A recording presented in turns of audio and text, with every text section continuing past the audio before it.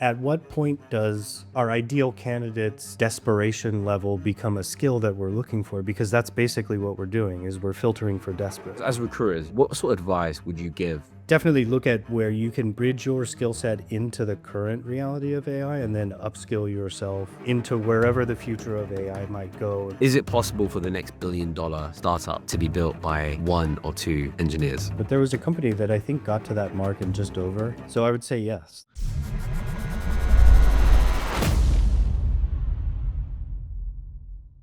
With the shift to AI and its impact on our role as recruiters, how has AI impacted your role as director of recruiting at Harness?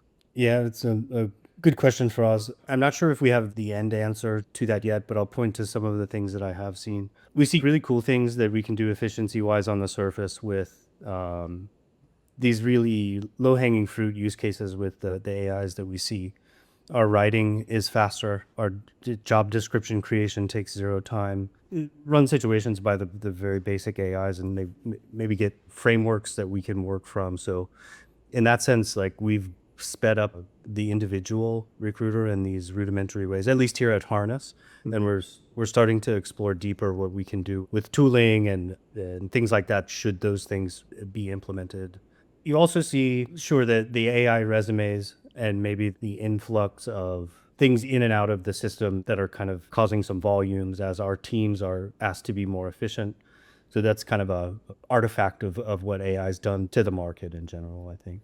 Yeah, I think we're seeing a lot of impact on what we do internally at Harrison Clark. One of the key things that I've noticed, our recruiters are now, well, we have way more time to focus on the individual candidates, to build those relationships deeper, to understand exactly when is the right time to contact a particular candidate for a role. That level of depth in those relationships has become a big factor for us, because what we used to do is we're very big on data, and we're very big on making sure that we have enough information to help support the candidates throughout their journey, whether they're active or passive. But part of that process is a lot of documentation, a lot of note taking, which we still do, but utilizing different AI tools, it definitely has helped us become a lot more efficient. But as far as like AI's impact within internal function today, at Harness, as it stands right now, do you see it as a positive impact? Has it had some negative impacts? Yet to see. I can see the potential for positive impact. Along the lines of what you mentioned for us, where the humans in the process, instead of manually cranking flywheels that need to happen in recruiting organizations, they can free themselves up to enrich the candidate experience, I feel, and make those connections, maybe more but quicker phone calls because we're understanding more about the people. We don't need to go through the fundamental questions that we would maybe ask people because we're getting some of that out of the way. Mhm. So I can see the potential for that, and we're testing some tools in in those spaces. So the path is very sort of clear how we can gain efficiency in sourcing and scheduling. The negatives, it's hard to tell. I feel like it will change the model across the industry. Historically, we would stack recruiter capacity and kind of gauge and balance our headcount planning and how big our recruiting team needed to be based on those angles. I think that might be not fundamentally changing, but the numbers there will probably change, where recruiters will be responsible for making more, if more efficient hires, being responsible for more. And I think that's an interesting angle as we look at the recruiting function and the connection points we have within the company from an internal recruiting perspective. One of our roles and one of the hats that we try to wear is enabling hiring managers to be more efficient in the recruiting process. A lot of ways, they're the sort of thing that we sell to the candidates, like, look at this very great leader. So there's an angle of this where I think we make people throughout the company more efficient Mhm. at participating in the recruiting process, and that will certainly have an impact on how talent acquisition is done at companies, I believe. And I think in that, the last point where more people are intelligently involved, I kind of hold out hope that that's a benefit to candidate experience also. Yeah, absolutely. I think there definitely are a lot of positives. The other thing that I'm noticing, or have been noticing over the past, at least the last year, the big tech companies have huge budgets and deep pockets, and the best talent that everybody wants is also the talent that the OpenAIs, the Anthropics, the Google DeepMind of the world also want. Recently, I've seen companies like Meta with Mark Zuckerberg personally reaching out and poaching candidates, offering really big offers. We're talking in the millions. That with itself creates new challenges for us as recruiters, because now we're fighting the game of the financial depth of the competition. Have you seen shifts over the past year or two, since AI definitely has become more of a big factor in the industry? Have you seen the shift in terms of the challenges of acquiring talent? Extremely sought after candidates, as you mentioned. They understand the opportunity cost of taking things. So, like, I guess in any situation like that, it's AI today. You have to have a value proposition for that person that resonates with them to sort of join your company. Some of the challenges we've seen is like, we're a company that's known for innovation, and we will seed things here and experiment a lot within the company. And I think a lot of people find that fascinating by working at Harness. But we would see like questions being asked like, how big is your team going to be? How is your strategy in AI evolving? And sort of questions that are a layer deeper than candidates typically ask within this space, because they're curious about how the investment is going, presumably because it's such a rapidly changing landscape. And, they want to know what your reputation is within the AI space, to presumably to assume how long they would be around, or if it's worth it for them, because they have so many other opportunities. The space is really noisy, as we all know. It is, yeah. There's a lot of noise. There's a lot of companies out there now that are hiring. Engineers are becoming more difficult to getting them excited now is probably the difficult part, right? Is how do you get them engaged and focusing on the problem statement, focusing on what the company is building, the product, the team. Have you had to change your pitch as a company over the past couple of years? With this new shift, have you had to find new ways to get engineers excited? And if so, what been the key selling points that have helped? In many ways, we have an unfair advantage. Our founder is a known entrepreneur in the space, so that's an impressive tool that we get to use as a talent acquisition team. We operate in spaces, in the developer tooling space, so we're solving problems that are directly related to the space. Now, we have AI agents that are around the platform, and we've had an AI strategy just like others. But yeah, I think that's certainly a question that pops up more and more, is what is your comprehensive strategy around this? How are your tools leveraging this? And I think we have a reasonable answer for that within the domain that we operate in, for sure.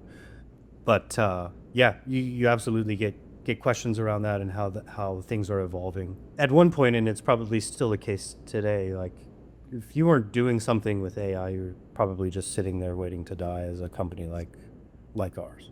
Yeah, definitely. I mean, it's like the internet age, right? Once the internet came around, everyone had to have a website. Everyone became, non-negotiable. The thing that I find fascinating about the current market is everyone that I speak with from the founder world and from the hiring manager world is practically looking for the same skill set. The needs are somewhat not difficult to find in candidates, but it's how do you get them excited enough to take the call, right? And for me, it's become trying to figure that out with every single client we work with, every company we have in our portfolio, is each unique proposition. What is really unique about them, and how do we position that in front of an engineer to get them excited enough? We try to stay away from compensation, and you're absolutely right. Harness has an advantage with who the founder is, but not every company has that advantage, right? In your opinion, as someone who's been in this industry for a long time in recruiting, and you've been in amazing companies, you've built incredible teams. Where do you see the market heading in your opinion? If you and I know you're going to say you're not an expert at this, because neither am I. Nobody really knows. But if you had a gut feeling or an instinct of where you think this industry is heading, how do you think the market is going to look in the next couple of years? Yeah, that's a good question. I'm actually I'm gonna directly steal something that Jyoti actually put on LinkedIn today, where he kind of predicts the future of this, and I guess I agree with it. As you said, I'm not an expert, but he's gonna say that that really deep developers will be critical, and they'll still play a critical role in the depths of all of these systems, and the infrastructure, no matter how those evolve. So the engineers will still be a crucial part of our world moving forward, as they are today. But then he brings in this notion that there will be sort of a second kind of a developer, which is more like a citizen developer. I think we can see the early things of that where people like myself or, we're interacting with these AIs and we're doing things that we couldn't really do in the past. I don't think I know completely what's going on back there or what I'm doing, but you can tell it's incredible. So you can see that we're not far off from a world that's maybe a notch or two more advanced than the no code or low code systems that we see, where directly like, hey, Firas, you want to build a business later this afternoon? Let's just get a few prompts and you're going to have these assets to run your business on. Application included, whatever that might be. That's pretty fascinating. The business application of AI will likely get easier for regular people to grasp. And then, how that changes things, I don't know. Maybe we have like millions of small companies versus a few large companies in spaces. Yeah, I think that's the I guess the $1 million question is, how are there going to be more developers in the market? Are there going to be less developers in the market? I keep hearing the need for engineers with first principles, but then there's the risk of what does it mean for graduates coming out of university who have a CS degree? Is it going to be more challenging for them to find a job with where the needs are today? I am seeing a far more, there's a lot more indexing on engineers who have more generalist experience than a particular set of experience. So typically in the past, a hiring manager or a founder would say, we need Python or Golang experience, Kubernetes, whatever the key tool sets are. Nowadays, it's first principles. We need them to understand first principles. We need them to have the depth of the experience. They can show they've done this before. And that brings me on to another topic, which has been, it's a known phrase, or at least term, growth mindset engineers. I'm sure it's a term that you've come across before. What does a growth mindset engineer look like today in comparison to before this new evolution of AI? So I look at a growth mindset maybe oversimplistically, but it's like a mind in motion, moving forward always, right? So maybe like, I think the people of today, engineers specifically, can probably iterate and close those loops to get them to the next level a lot faster by conversing with these tools, or the information or data that's going to be revealed from these tools. Very similar to what coding assistants are doing within the IDE. You can just advance things faster. Mm-hmm. Close multiple loops in a day that may have taken a few days to close in the past. That's definitely an area that there's quite a few companies playing in that field, and some really good ones as well. As far as the role of a recruiter, our role, my role, the agency recruiter, the recruiting firm, your role, the internal recruiter, what does that look like? Because there is also companies or particular founders that I know are building technology or tools to effectively replace us. What's your thoughts on that? Do you see that our role as recruiters will still exist in the next 5-10 years? What's your thoughts on that? It'll exist in a way, just like the developer will exist in a way.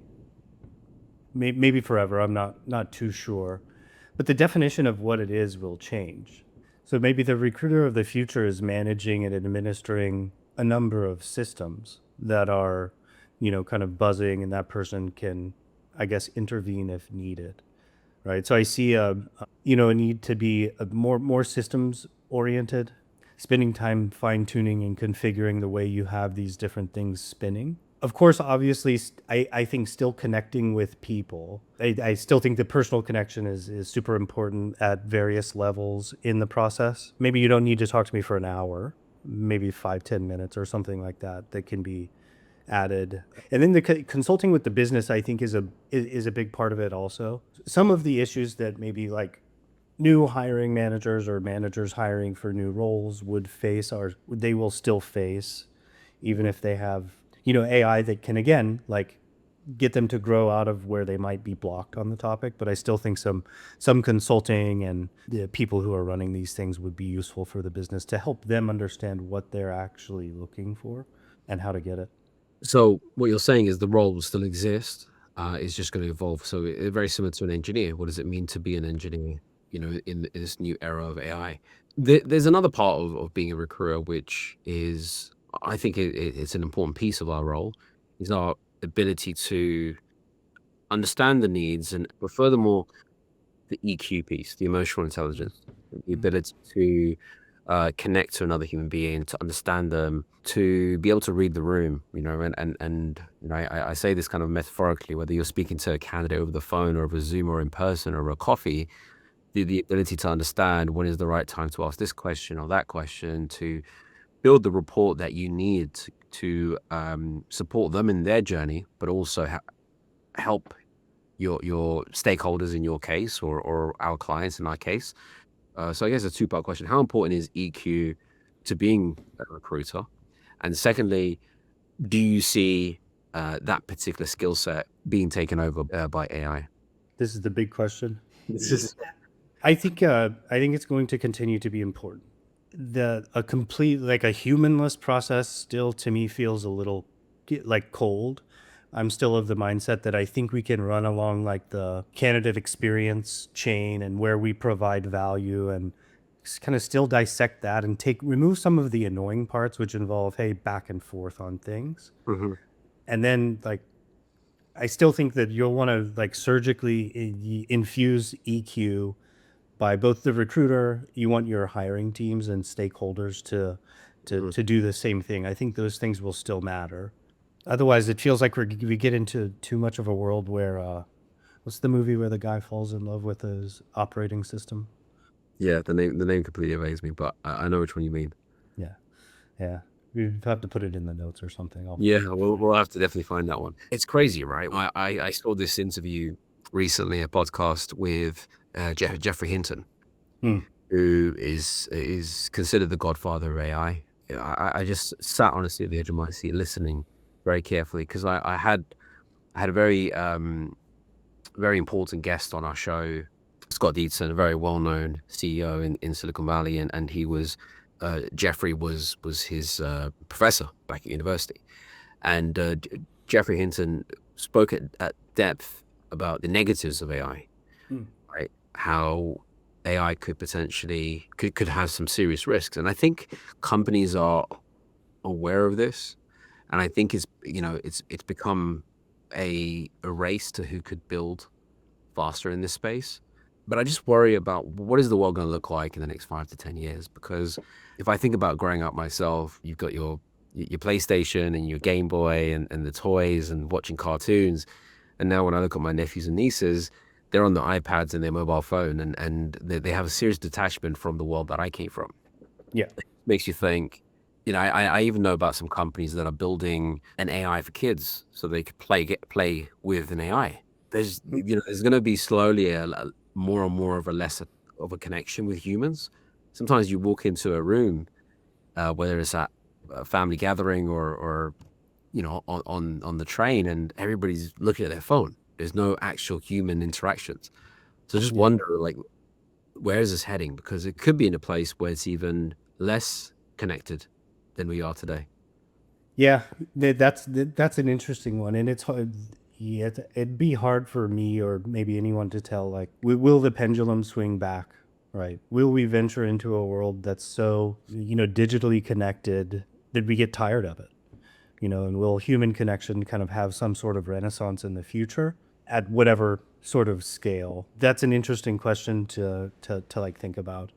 And I think we see some of that. Even there's parallels to the pandemic and going remote and then coming back to office, people finding value in both sides of it, and the great debate that goes on around that. We might see a similar debate happen in the future where people are saying, well, I miss talking to people on the phone and arranging my interview dates, or whatever that might be. That'll be interesting. It's interesting to see play out. I'm like fascinated by it for sure, and I think like you said, you see it in the kids. They at a certain age, they're just native to all of this. Mhm.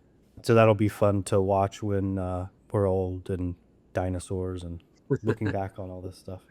Yeah, sorry, I didn't mean to get all like deep and emotional about it, No, but no, two recruiters here talking about where this is where this is going to go. But the truth is, it does have a serious impact on our roles, right? for sure. We are. I don't go to Google anymore. I don't search Google, like, at all. Like, you'll never see me on Google doing a search. I don't run searches in Google anymore. which is probably not what Google want to hear, but that's the truth, right? I'm finding a lot of value in the Groks of the world, the ChatGPTs of the world, personally as well, having conversations with ChatGPT about how something is going on personally and food I'm eating or etc. Right? So there's a strange relationship being formed. In fact, my friends sometimes referred to as your friend ChatGPT because that's how much I'm using these tools, and I get really fascinated by how quickly it's moving. I was away from work for some time for personal reasons, and I came back and I had to catch up very quickly with how quickly the market is moving, which is also exciting. And to your point earlier on, we're entering a world where non-developers can spin off companies very quickly. But then it brings us to this other concept that I've heard a few times, and you've got two sides to this. You've got the side that says this is possible, the side that says it's not, which is it possible for the next billion-dollar startup to be built by one or two engineers? I can't remember the company, but there was and I don't know how large they are, but there was a company that I think got to that mark in just over that amount of months recently. So I would say yes. The answer probably has to be yes. If you were to give advice today to engineers in the market, right, as far as how to stay ahead of the curve, how to make sure that you are highly sought after in 6 months, in a year, in 18 months, because there is a serious, I wouldn't say the word concern, I'd say there's a serious possibility that there will be a 20-30% contraction in the market in the next 12 months. Not necessarily a recession, but a new reality. As recruiters, you and I, what sort of advice would you give to engineers in the market today to make sure you're not part of that 20-30% contraction and you are still sought after? What skills do they need to make sure they double click on? What new skills they need to pick up? The first piece of advice for us I would give these people is they should ask ChatGPT what to do. But only kidding. I would say look at the picks and shovels of the AI world and where you can shoehorn your existing skill sets there. Like if you're a talented the software engineer with the background knowledge and the foundational knowledge, depending on where you are in your career and all of that, the house may not be absolutely on fire for you, but you should definitely look at where you can bridge your skill set into the current reality of AI and then upskill yourself into wherever the future of AI might go and whatever that means for you and your career and where you sit today.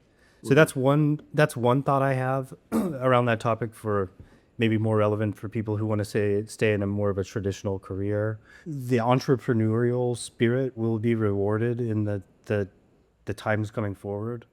I don't know why I'm saying that, but I just feel like you don't need to be a developer. You can you can build an application, you can start a business in a short amount of time today. I think there's applications of that where you can take your skill set and directly connect with whatever market you're trying to serve, like a direct to consumer thing. And I think that goes back to my passing point of, maybe there's a million different companies in one space in the future versus a big conglomerate. So I think if you can maybe find a smaller problem to solve and solve it in a different way than some of the other players in whatever space you're operating in might have, there's probably an opportunity and a path for that kind of thing to succeed. Yeah, no, great advice, and I agree with what you're saying. Joe, as far as, moving away from the AI topic, right? We've spent a good half an hour talking about AI, and I'm sure there's other things we can discuss. The other thing I'd like to us to touch on is the interview process, right? So it's not often I have a director of recruiting or someone who does what I do for a living on this show. It's mainly founders and VCs. But this show is called Inside the Silicon Mind for a reason. It's inside the mind of Silicon Valley companies and leaders. One of the most important part of any business is people, is hiring. It's building a team. It's making sure that we have amazing engineers to build these incredible products. But as you know, and as I know, the market moves very fast and time does kill all deals. When it comes to hiring talent, one of the most important part of hiring anyone is interviewing them. But I have seen many interviews that have been amazing at moving very quick but not too quick to scare the engineer away. But I've also seen processes that have taken a lot of time. if you were to join a company today as their head of talent, and you had to define a recruitment process when it comes to interviewing engineering talent, what would that look like for you? This is a topic I'm pretty passionate about. I think the most important thing within this topic is having a plan before you set out and recruit. Far too many times people will not have a plan. We'll go out, we'll recruit, we'll end up with a bunch of interesting candidates on our hands because the search is very fresh.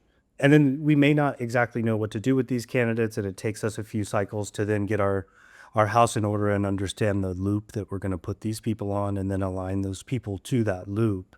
And oftentimes, that misstep I find like kind of causes some delays in processes and cycles. So I think just the mere fact of like understanding from an organizational level that you need to treat these recruiting loops as projects, pieces of business. There needs to be collateral in place. There's steps that should take place before you engage people. That's huge. So for the leaders who do take recruiting seriously like that, and they're going to sit their team down for 5 minutes, let's say, whether that's one-on-one, as a group, however stylistically the org wants to align themselves, those leaders have so much more success and they find so much more efficiency in their recruiting loops versus the leaders who might just prefer to open up sourcing and collect a bunch of people and sort of I'll know it when I see it type hiring managers. And that's been a topic in our industry for decades. So I still think that's crucial. Then it's kind of like build whatever you want on top of that. Obviously, it shouldn't be too long, and you should be able to set people's expectations, which is like another million-year-old just foundational thing. You just need to set people's expectations. And those are the foundations for good candidate experience. If you communicate on top of that, you can say, like, let's say you're on par with good candidate experience. I'm not a super big believer that you need to give away swag or do a bunch of extra things to try to cover up for what you might have deficits in. I think you should just do the foundational things right. So that's my diatribe on that. But other than that, I think it should be interactive. I think it should pull from the candidate's experience a little more than being, and I think that the tooling and preparation material is probably advanced enough to where we could go and explore a candidate's background, then within that moment apply like some sort of technical quiz or riddle that we want to get into that meets the person kind of where they are versus bringing them onto our ground, which kind of happens more often than not. I've seen people do this. I've seen people not do this as much, but like invest in behavioral interviewing from the business that's doing the hiring, right? We see a lot better success, a lot more efficiency with folks who are, at least I do, investing in behavioral interviewing and talking to the person up front a little bit. Maybe you schedule a shorter call and maybe we come to a softer agreement that this isn't really a great fit. And then we can remain friends. We can meet for coffee. And when things change, we can like revisit things versus more of a process where we just grill yes, no. I've always been trying to push that a little bit more. In technical roles specifically, there's like, and maybe rightfully so, a tendency to over interview and kind of miss the point that we might be working with. We need to know if we can work with this person. Yeah, spot on. I mean, look, there's a few things I want to unpack from what you said. One thing you said was pull more from the candidate's experience versus, more of a challenge-based type of interview, which I've struggled with a lot throughout my career. I've recruited in this technical engineering field for, almost 2 decades now. And probably the most challenging part is I feel like, sometimes it does seem odd that some candidates are rejected, following multiple rounds of interviews, and they pass the system design, they pass a programming interview, and then there's one question they didn't get right, or a certain problem that wasn't quite solved the way that the interviewer liked. So that's become a big factor, I think, why I feel like there could have been way more placements, way more successes. Talk to me about that, because I'm glad you mentioned that, because that's probably my pet peeve when it comes to the interview process. Is really I get what the needs are, but let's focus on the candidate a little bit more. Let's focus on what this particular individual can bring to the business. What are your thoughts? I mean, there's a lot to unpack there, but I will. I'm a dinosaur, and I follow heavier at one point Lou Adler, right, in our industry, and I still do. He's great, and one of his points is like we should be hiring for potential, and I feel like too often we aren't.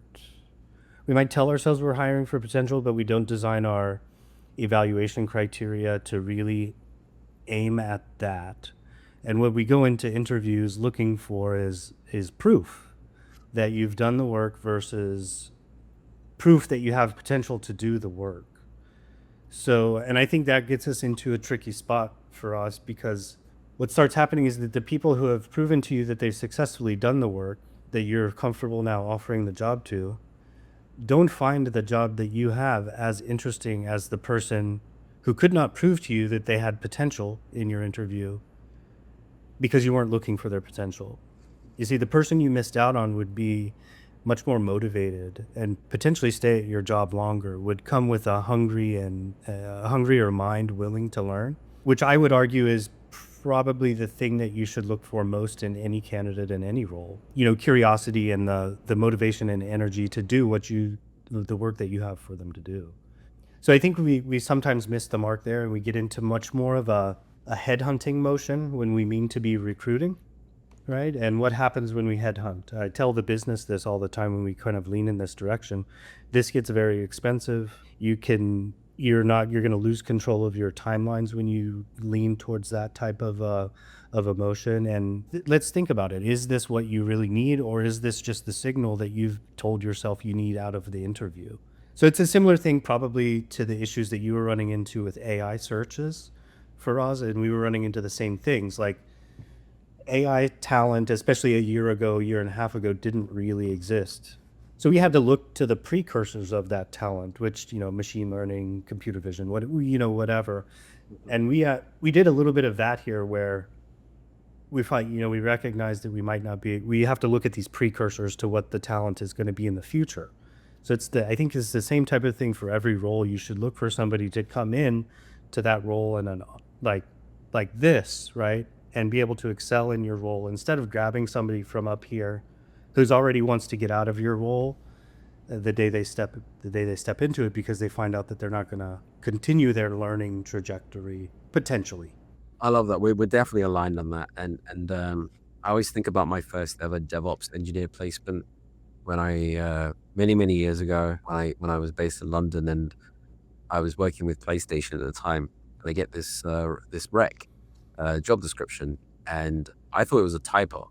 It said DevOps. I said there must be a typo, and I called the hiring manager, and he explained to me what the needs were. And this is early days DevOps, and at the time, London, as you can imagine, is somewhat behind where Silicon Valley is in terms of talent, in terms of, hence why I didn't know what DevOps was at the time. What I focused on and what I indexed on in my search was finding that potential in a candidate. And what I ended up finding is a candidate who on their resume was not a software engineer or knew how to write script, was an infrastructure engineer. But at home, he picked up certain skills from personal projects. So I saw the potential, and after multiple interviews, he got the job. But you're absolutely right. I feel like this is such a very big topic. It's one of the reasons why when I look at my friends in the industry who recruit for non-engineering roles, they don't have to worry about this so much, right? Because if you're hiring salespeople or you're hiring non-technical roles, there's less of a focus on what they currently are able to do as opposed to what they can potentially do. The other thing I wanted to ask is, I feel like there's two really important parts of the interview process: the first call and the final stage, the offer. Things can go wrong very quickly in those two stages. For instance, a first stage interview could go so well, and the candidate goes through the process, gets to the final stage, and they're being interviewed. They're also interviewing the company, and they don't quite get the reception they need. That's my opinion. I feel like those are two very important pillars. What are your thoughts about how that first stage should look and how that final stage should look? And when I talk about final stage, not necessarily the actual interview itself. I'm talking about you've decided to make an offer, how you should present that offer. I've always believed that you should be talking about the last call in the first call. That kind of clears up a lot of noise. when and where you can do it. A lot of times maybe that conversation doesn't come around naturally, but we should just kind of cut to the chase so we can avoid any surprises down the line. Mhm. Sure, I'll tell you about the role, I'll sell it to you, but the secret weapon is like, not overselling. You can't force. That's just not a tool that we have.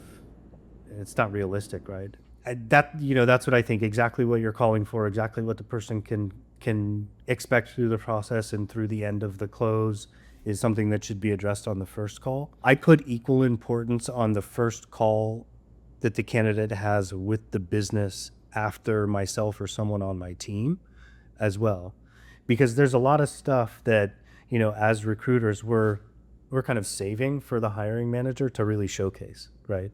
I'm not the right person for it. Wait until I get you connected with Firas. He's going to tell you about this project. It's Right. insane.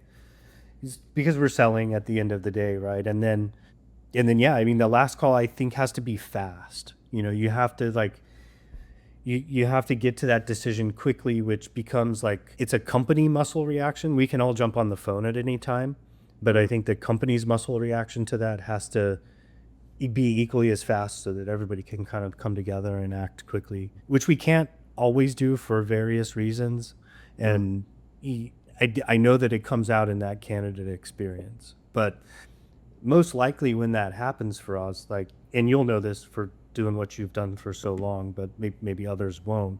My team or myself, maybe there was something that we didn't do in the planning for the role that we know we should have done, Mm. or all companies are dynamic as they can be right now. There's some other dynamic there that has fallen out of place, rightfully so or wrongfully so.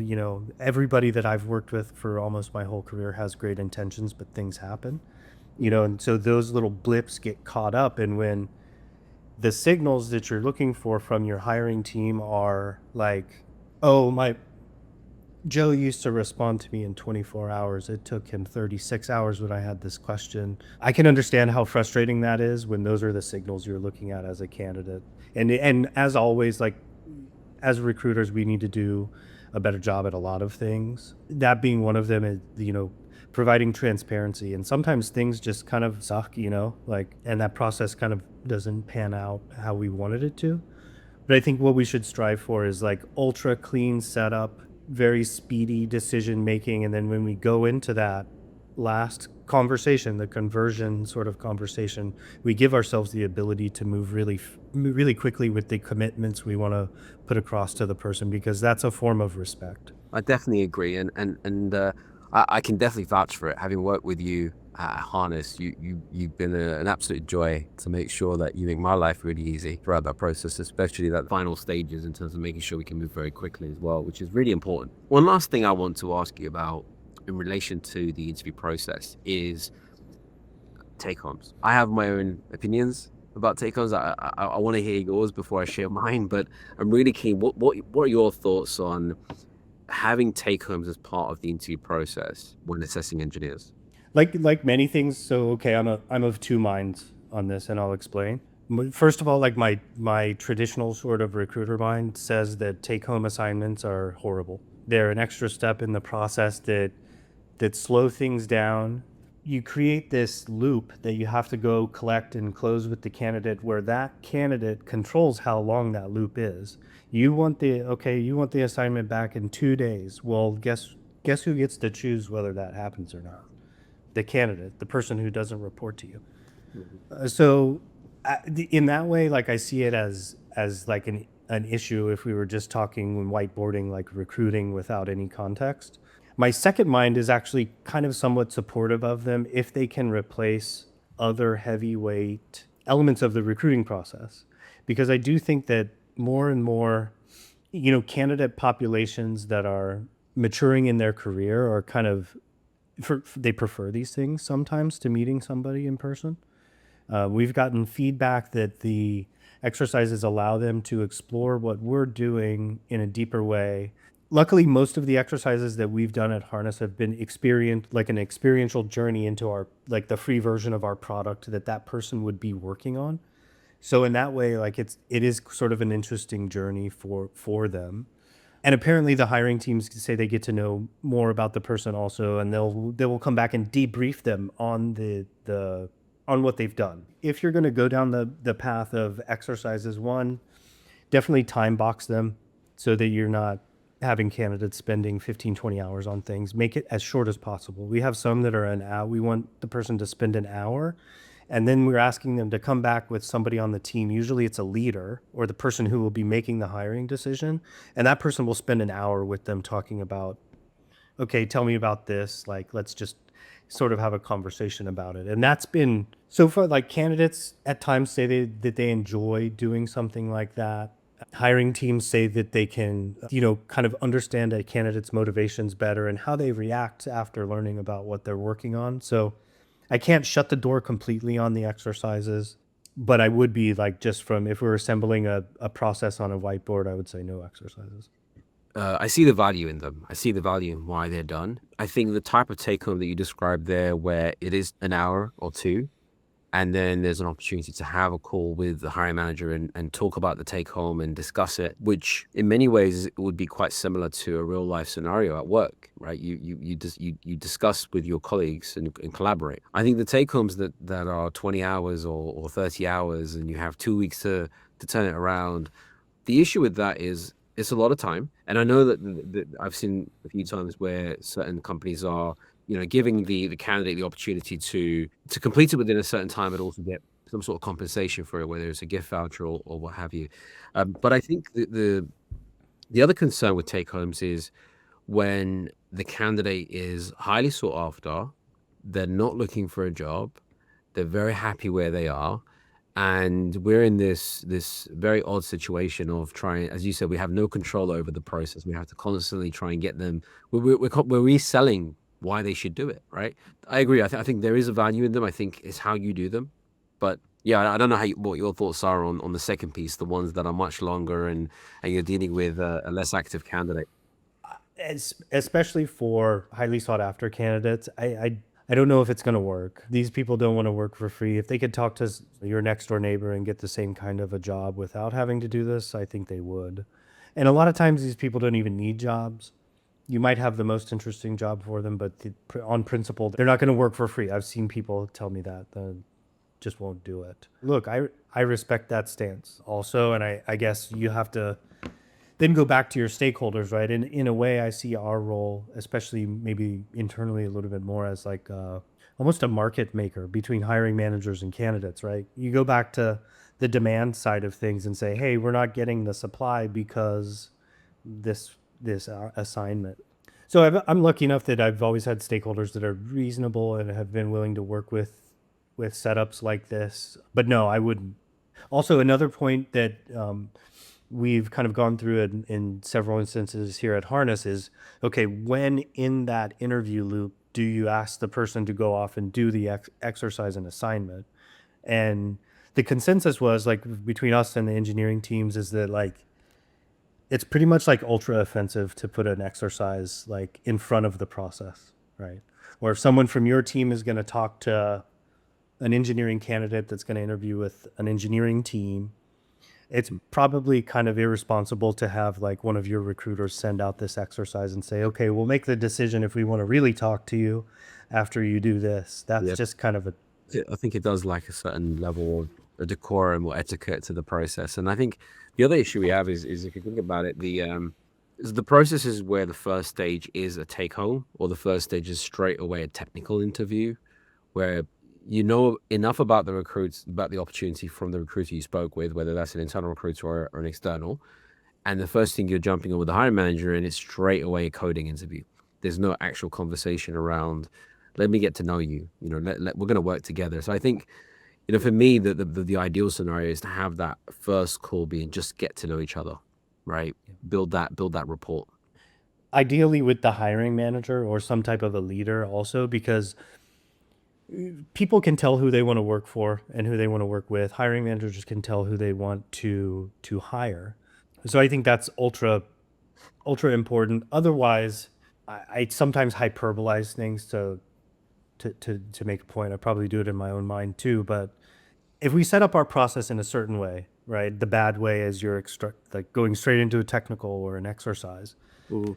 At what point does our ideal candidate's desperation level become a skill that we're looking for? Because that's basically what we're doing, is we're filtering for desperate.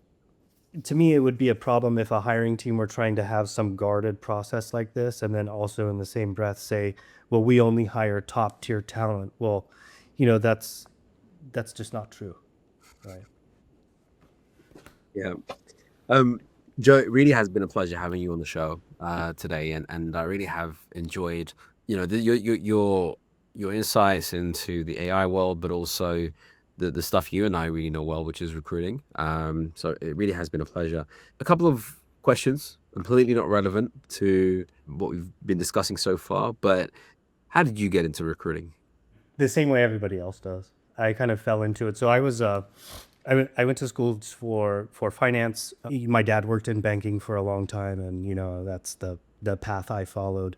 It just so happened that I was junior financial advisor at Morgan Stanley in 2008, right when the Wow. financial crisis happened. So I I kind of putzed around a little bit, and then sort of recruiting found me. And I got started at an agency because I was intrigued. I wanted to put in a lot of work and be able to make more money because of that.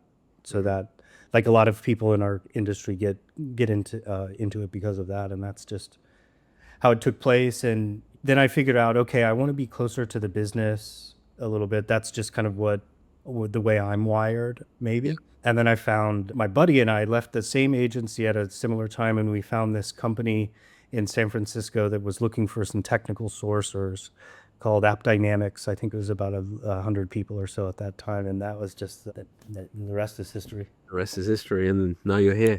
Yeah. No, it definitely is an incredible company, App Dynamics and Harness, and you guys have done some amazing things. Last question, Joe. So I always like to finish these episodes with recommending a book. So as anyone who knows me, I love reading. It's a passion of mine. I love reading. I love finding new ways to learn and develop. And I feel like reading is a great way to not only to keep yourself curious, but to also find ways to improve whatever part of your journey currently looks like. So, and this is going to be a new one because so far everyone I've been speaking with have either been founders or investors, and they've had very specific types of recommendations. But for you, as a director of recruiting and doing what I do for a living, what book has resonated with you in your career? Yeah, so I've kind of I've worked a lot with people, and it's actually a book that I received really early in my career, way before recruiting. It's called Raving Fans, and it's like an approach to customer first kind of service and how to create a brand right through the way that you design your interactions with people. Yeah, that would be my that would be my one for anyone in our business, for sure, because that's what we do. We just deal with people on all sides. Yeah, love it. Joe, as I said, has been a pleasure. I can't believe an hour's just flown by. I told you right before we press record, this is it's gonna be fun. It's gonna be quick. At least I hope it's been fun for you. Yeah, Uh, of course. really Felt enjoyed. felt like a phone call. Yeah, right. It sounds like our conversations, so we just Yeah. had to record it. But I really appreciate you making the time to be on the show. You've been an absolute joy to work with, and looking forward to continuously collaborating with you. Thanks for having me, Froz. It was a blast. We'll talk soon. Thanks for tuning in to another episode of Inside the Silicon Mind. This podcast is powered by Harrison Clark.